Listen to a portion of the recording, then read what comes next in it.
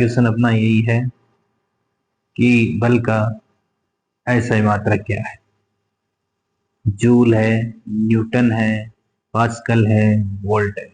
तो F बराबर होता है ma, द्रव्यमान गुणा त्वरण, और इसका जो मात्रक होता है न्यूटन।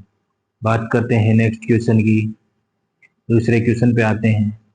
दूसरा क्वेश्चन अपना क्या है, गति का प्रथम नियम किसने दिया था। न्यूटन ने दिया था, गैलीलियो ने दिया था, पास्कल ने दिया था, आर्किमिडीज ने दिया था। तो न्यूटन का नाम आते ही पता चल रहा है न्यूटन की गति का प्रथम नियम कौन देगा, न्यूटन ही देगा, कोई और थोड़ी देगा। बात कर लेते हैं दूसरे क्वेश्चन की। थर्ड क्वेश्चन की ओर बढ़ते हैं। जड़त्व किस पर निर्भर करता है। जड़त्व का मतलब होता है वस्तु की एक जगह अपनी स्थिति में कोई परिवर्तन न करना। जैसे ये व्यक्ति है यहाँ पे खड़ा है, इसको आप हिला नहीं सकते, वो इसका जड़त्व है। तो वो द्रव्यमान पे निर्भर करता है। किस पे निर्भर करता है, द्रव्यमान पे। संवेग या मोमेंटम का सूत्र क्या होता है, तो P बराबर mv होता है। P बराबर क्या होता है, mv, द्रव्यमान गुणा वेग क्या कहलाता है, संवेग कहलाता है। बढ़ते हैं नेक्स्ट क्वेश्चन की। बल क्या है, अभी बताया था F बराबर क्या होता है ma, द्रव्यमान गुणा त्वरण क्या कहलाता है, बल कहलाता है। तो बल का मात्रक क्या होता है, न्यूटन होता है। नेक्स्ट क्वेश्चन की बात कर लें। क्रिया के बराबर और विपरीत प्रतिक्रिया होती है, यह किसका कथन है। इसको बोलते हैं क्रिया प्रतिक्रिया का नियम, जो न्यूटन की गति का तृतीय नियम है। किसने दिया था ये, न्यूटन ने दिया था। और न्यूटन की गति का कौन सा नियम है, ये थर्ड नियम है, तृतीय नियम में है ये। बात कर लेते हैं नेक्स्ट सेवन क्वेश्चन की। तो सेवन का क्वेश्चन क्या कहता है, गति का प्रथम नियम किस नाम से जाना जाता है। अभी अभी आया है क्वेश्चन, जड़त्व के नाम से जाना जाता है। न्यूटन की गति का प्रथम नियम बोल दे या फिर जड़त्व का नियम बोल दे, दोनों ही न्यूटन ने दिए थे और दोनों एक ही हैं। बात कर लेते हैं नेक्स्ट क्वेश्चन की। 8 की क्वेश्चन की बात करें तो क्या कहता है, जब बस अचानक ब्रेक लगती है तो यात्री आगे की ओर गिरते हैं, यह किस नियम को समझाता है। ये जड़त्व के नियम को समझाता है। जब आप बस में टिके हुए होंगे, ये मान लीजिए बस है, अब इसमें आप खड़े हो, अगर आप इसकी सतह से चिपके हुए होंगे तब तक आप बस की सतह के साथ गति करोगे, लेकिन आपके ऊपर का शरीर है वो अलग से गति करता है।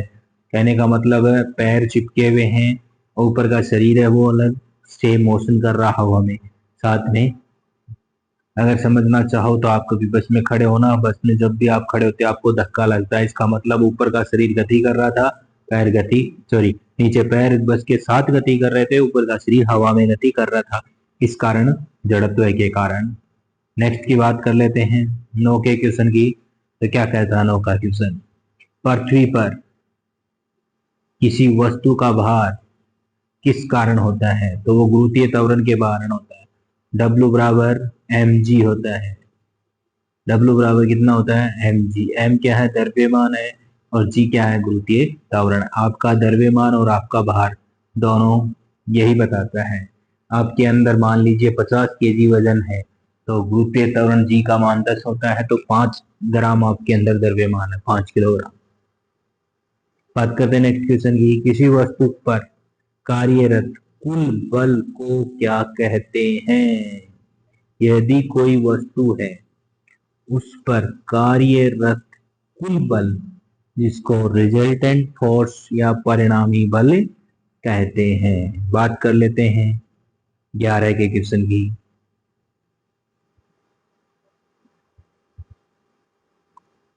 न्यूटन के द्वितीय नियम का गणितीय रूप क्या है, F बराबर ma, यही न्यूटन का द्वितीय नियम है।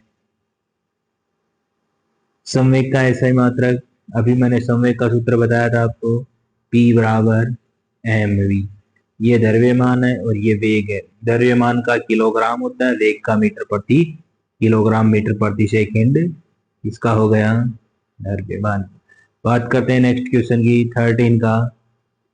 क्या कहता है 13 का, देखो। क्रिया और प्रतिक्रिया बल है, परिमाण में समान होते हैं, दिशा में विपरीत होते हैं, सदैव युग्म में कार्य करते हैं, उपयुक्त सभी। तो देखो क्रिया और प्रतिक्रिया का नियम बता देता हूँ आपको। परिमाण में समान, हमेशा बराबर लगता है, सही बात है, हमेशा परिमाण में समान लगेगा। दिशा में विपरीत होगा, कहने का मतलब है यदि आप फर्श पे चल रहे हो तो आप उतना ही बल फर्श को पीछे की तरफ धकेलोगे, उतना फर्श आपको आगे की तरफ धकेलेगा, तभी आप। तो परिमाण में समान, दिशा में सदैव युग्म में कार्य करते हैं, दोनों एक साथ कार्य करते हैं, तो उपयुक्त सभी इसका क्या हो जाएगा, आंसर हो जाएगा। बात करते हैं 14 की क्वेश्चन की। स्तर विद्युत को गति में लाने के लिए क्या आवश्यक है।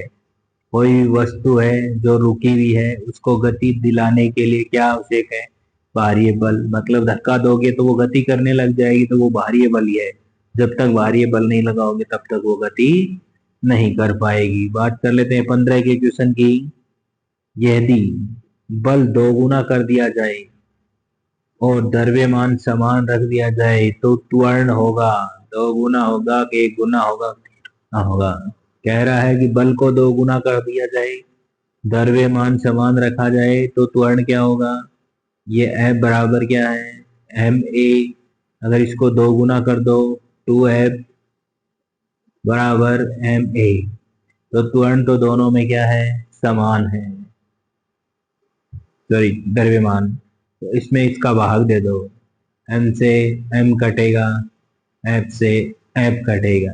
ये A1 मान लो, इसको A2 मान लो, तो त्वरण क्या हो जाएगा पहले की तुलना में, A2 बराबर आ जाएगा आपके पास 2A1, दो गुना हो गया, पहले की तुलना में कितना हो जाएगा, दो गुना हो जाएगा। किसी वस्तु का भार क्या होता है, अभी अभी बताया था, W बराबर होता है mg, m द्रव्यमान और गुरुत्वीय त्वरण। द्रव्यमान किसका मापक है, माप है। कोई भी वस्तु है उसका द्रव्यमान क्या माप है, क्या उसका, किसी वस्तु में निहित पदार्थ की मात्रा का माप है।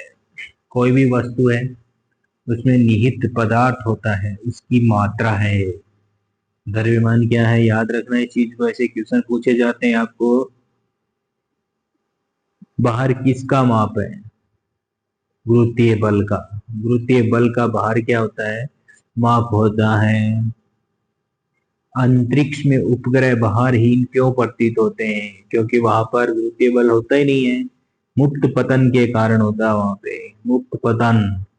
मुक्त हो गया ना, सब कुछ फ्री में हो गया, तो फ्री में होगा तो कोई चार्ज देना नहीं पड़ेगा, तो फिर कैसे लगेगा कुछ। तो बात कर लेते हैं नेक्स्ट क्वेश्चन की ओर बढ़ते हैं।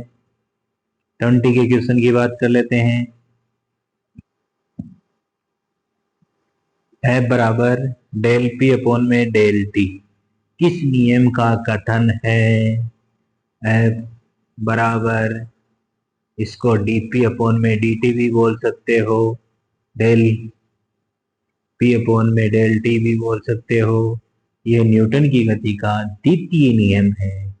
ये किसका है, न्यूटन की गति का द्वितीय नियम है। घर्षण बल हमेशा क्या करता है, गति। अगर आप गति कर रहे हो उसका विपरीत होता है तो मतलब विरोध करेगा आपका। घर्षण बल गति की दिशा के विपरीत होता है, याद रखना इसको हमेशा। रॉकेट का प्रक्षेपण किस नियम पर आधारित है। जब रॉकेट उड़ती है तो ये किस नियम पर, क्रिया प्रतिक्रिया के नियम पर आधारित है। न्यूटन का थर्ड नियम लागू होता है, क्रिया प्रतिक्रिया का नियम लागू होता है। नेक्स्ट क्वेश्चन की बात करें, संवेग संरक्षण का नियम किस पर आधारित है। अभी अभी बताया था मैंने आपको, संवेग संरक्षण का नियम है वो न्यूटन की गति। संवेग संरक्षण का नियम है बराबर होता है dp अपॉन में dt, यही संवेग संरक्षण का नियम है। संवेग संरक्षण का नियम आधारित है न्यूटन की गति के तृतीय नियम पर आधारित है।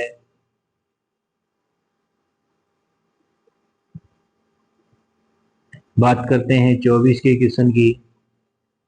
पृथ्वी पर जी का मान कितना होता है? 9.8 मीटर प्रति सेकंड स्क्वायर होता है। त्वरण होता है पृथ्वी पर गुरुत्वीय त्वरण, जी को क्या बोलते हैं? गुरुत्वीय त्वरण। बाहरीनता की स्थिति कहाँ अनुभव की जा सकती है? अंतरिक्ष स्टेशन में की जा सकती है, जहाँ ग्रेविटी जीरो होती है, वहां पर आप बाहरीनता को महसूस करते हैं। एक बार कमेंट करके वीडियो जरूर बताना कि कैसा लगा। अगर नेक्स्ट वीडियो में मिलते हैं नेक्स्ट पार्ट में। थैंक यू दोस्तों।